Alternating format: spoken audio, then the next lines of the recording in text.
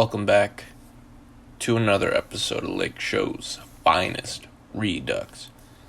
I'm your host, KB24 status, Charles Ryan, or also known as the biggest Laker fan in the world. I do not want to talk about Kobe at all, probably in this podcast or any future podcasts, but you will still see highlights and I guess many tribute videos to him prior to these videos. And after these videos, of course, on iTunes, you cannot see the Kobe videos on my podcast on iTunes, but that's what it is. Sorry I haven't really posted a podcast in a while. I think it's been maybe two weeks, 3 weeks, not really sure, but I could look it up real fast right now for your benefit. It's been about 2 weeks, and I posted a few other Kobe videos, tribute videos on my channel. I would, recommend them. They are 10 top 10 career plays of Kobe. That one doesn't have too many views. Let's see how many views that has. That has only 70 views, but I posted it January 30th. But it's all 10 of his best plays, whole career. It includes the 81-point game. I'm pretty sure it has the elbow buzzer beater shot against the Suns in the playoffs, and probably the Shaq lob versus the Trailblazers in the playoffs. We also have a Kobe top 10 plays of every year video. This video is actually an hour. It's 59 minutes and 22 seconds. It's all 20 years top 10 plays. So if you have an hour and you want to get nostalgic, go for it. I recommend it. That one only has about 65, 66 views right now. But I put them up. Just a reminder, Legend's still out there. I put another one out called Legends Never Die, because legends don't die. And it was like a mixtape of Kobe fadeaways. I think that one has like 150 views. I don't know why I'm telling you the view count. I'm just saying, there's some traction there, and I'd recommend it. Whatever. Alright, so the Lakers defeated the Suns 125-100. They essentially, took the baton in the fourth quarter and ran away with it. Their biggest lead was 27 points. In the first quarter, there was about 18 lead changes, but never again after that. This is where we did our damage. We had 59 rebounds, and they had 29 rebounds. We had 30 more rebounds than them. We had 16 offensive rebounds, and they only had 3. I remember there was one possession where we had 4 second chance opportunities. AD took a 3 on the second, miss, got a rebound. Then KCP took a 3, missed, rebound. Then AD got the miss and went up for a layup. We had 28 assists, they had 26 assists. We had 8 steals, they had 7. 16 turnovers for us, 13 for them. Only 4 blocks and 2 blocks for them. We shot 52%. We took 15 more shots than them, which is probably due to the offensive rebounds. And we shot 38% from 3, which is actually pretty good. That's probably a solid place to be for us. 38%, 14 for 37. And we missed 8 free throws.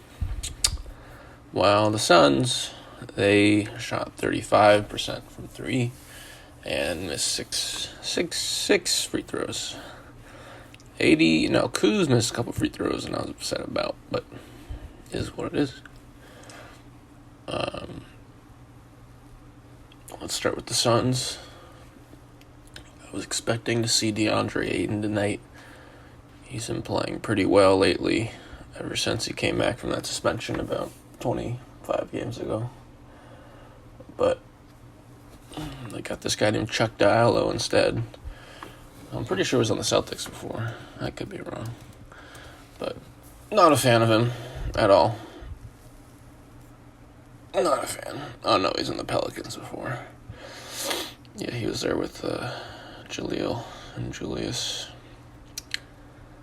But yeah, Chuck Diallo played fine. 15 points, 4 rebounds. Wow.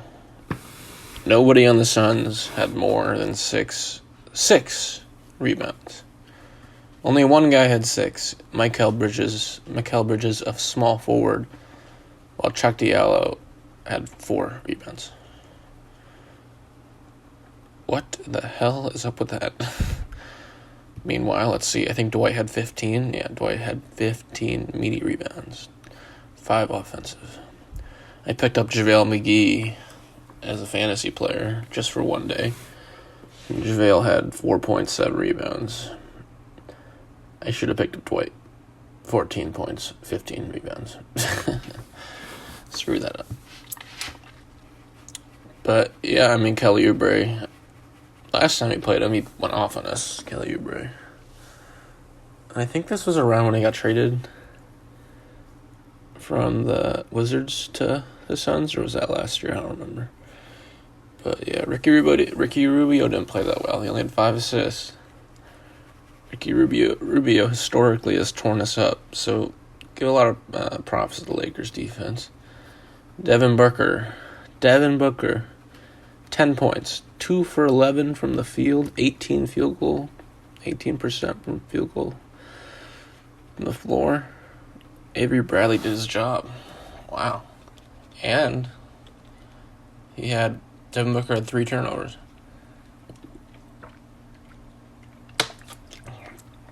Devin Booker had more turnovers than field goals made. That might not have happened before.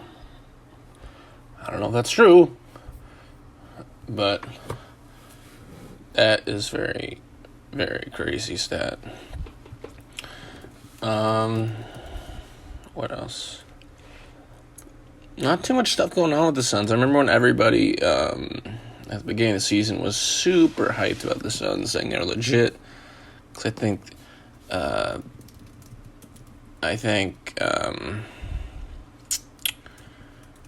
they went like 7-3 in their first 10 games, and Ricky Rubio was playing really well.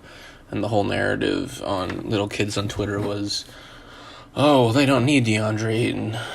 They'll be fine. They'll be fine without him.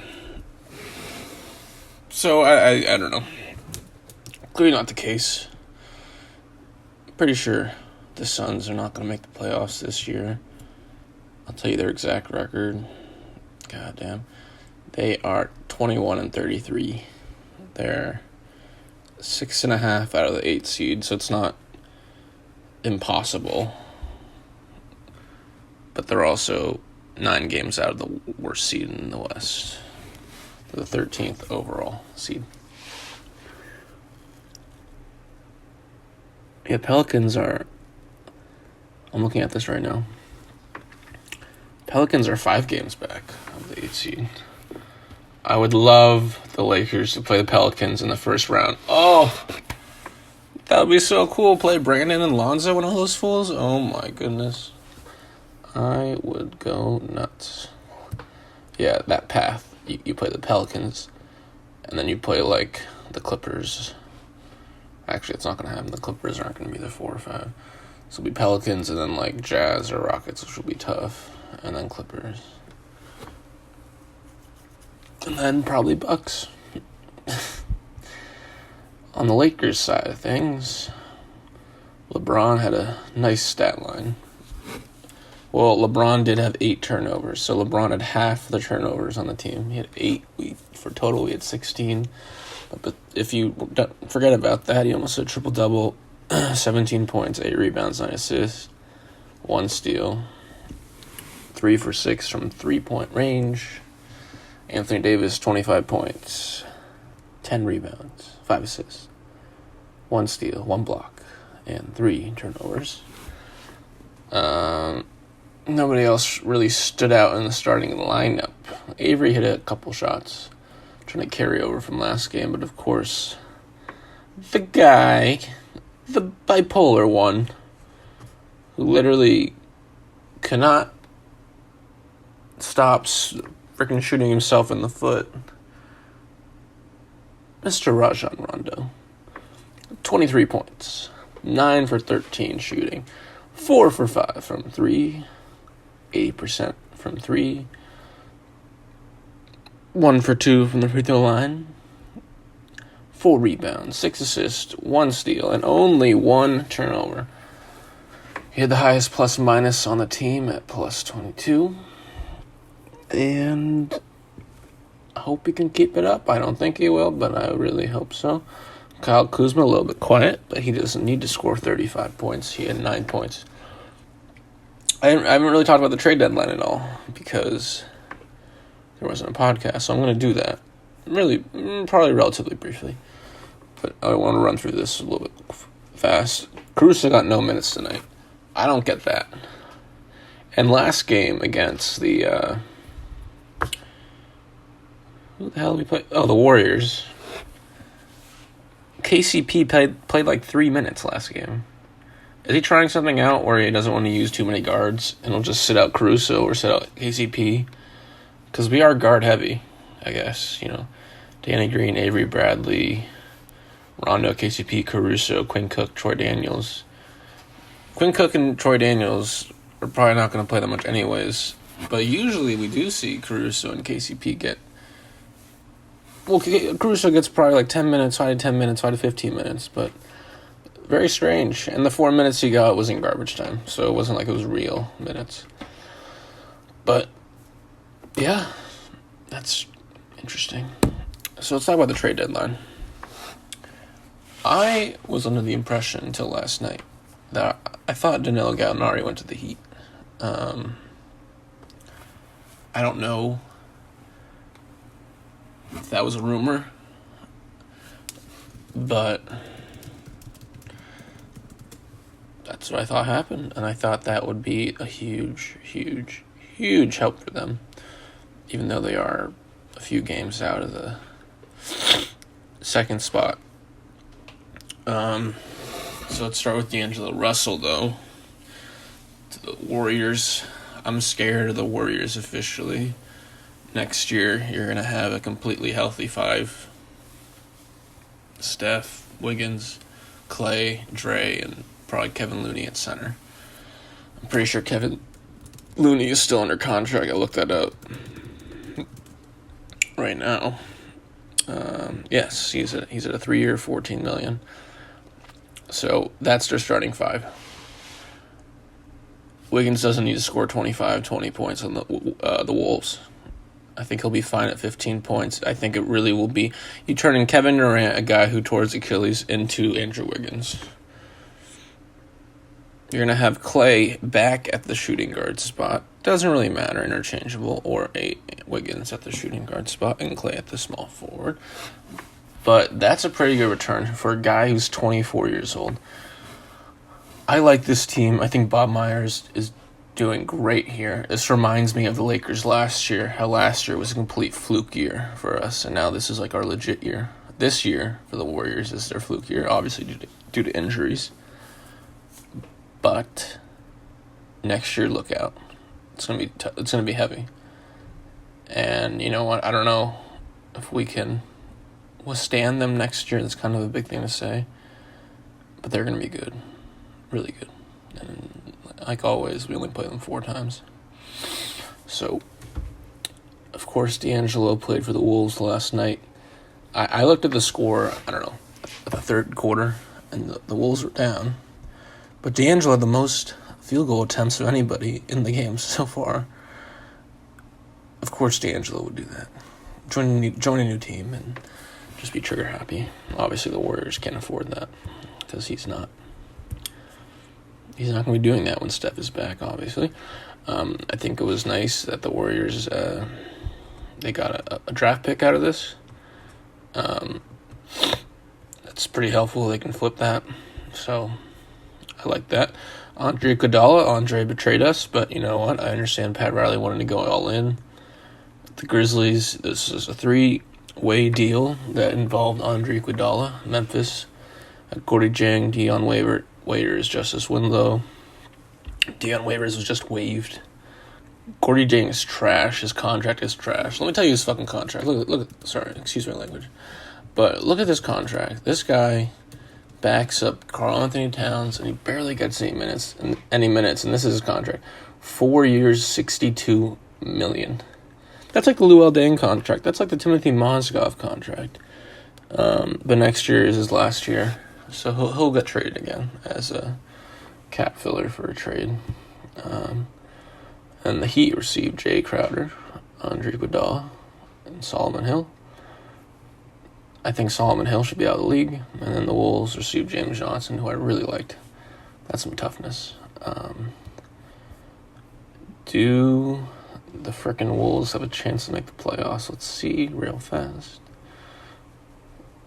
They're the 14th seed, and they're right behind the Suns, and they're 10.5 games behind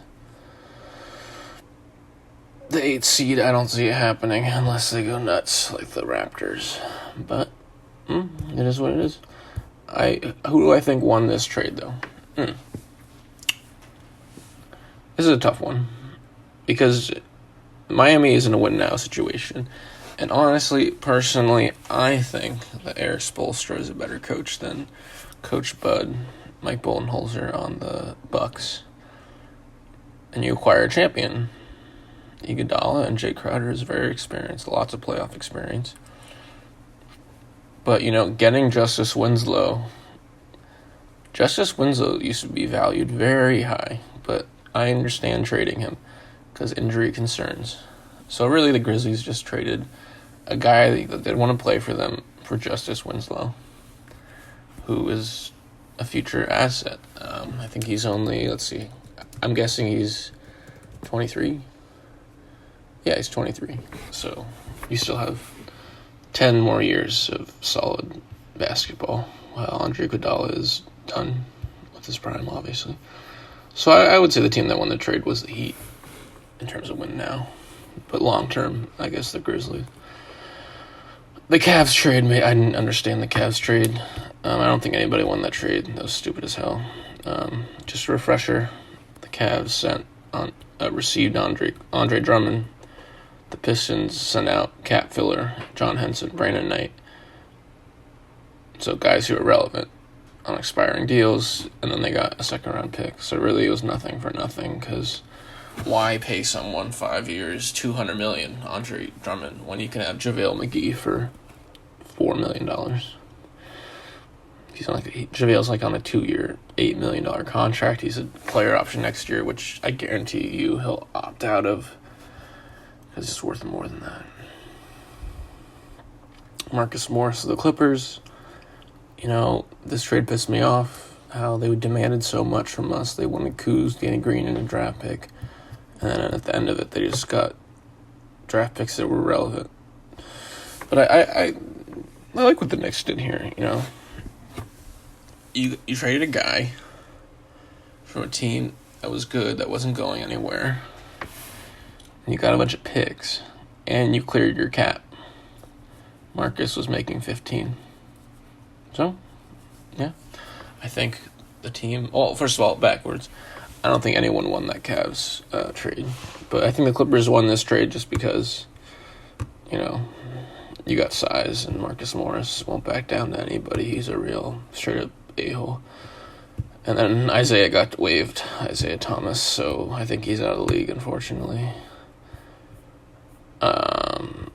Next trade, Clint Capella. Clint, good for you. The league is changing, and you're gone. The official trade, 4-way deal between the Hawks, the Nuggets, the Rockets, and the Timberwolves. The Hawks received Clint Capella and Nene. I don't know how Nene is in the league. Denver received Keita Bates-Diop. No idea who that is. Gerald Green, Shabazz Napier, Noah Vonleh, and Houston's 2020 first-round pick. Houston received Jordan Bell, Robert Covington. a second round pick from Golden State. And the Wolves received Malik Beasley, Juan Hernan-Gomez, Evan Turner, Jared Vanderbilt, Brooklyn's 2020 first round pick, which is lottery protected. I don't know who won. I think this trade is just as confusing as all the names I read. Half of them are relevant, half of them are just terrible, and half of them are just blah. Philadelphia. Yeah, this Philadelphia trade was interesting. They actually got some depth, which I think they needed, even though they have, Jason Richardson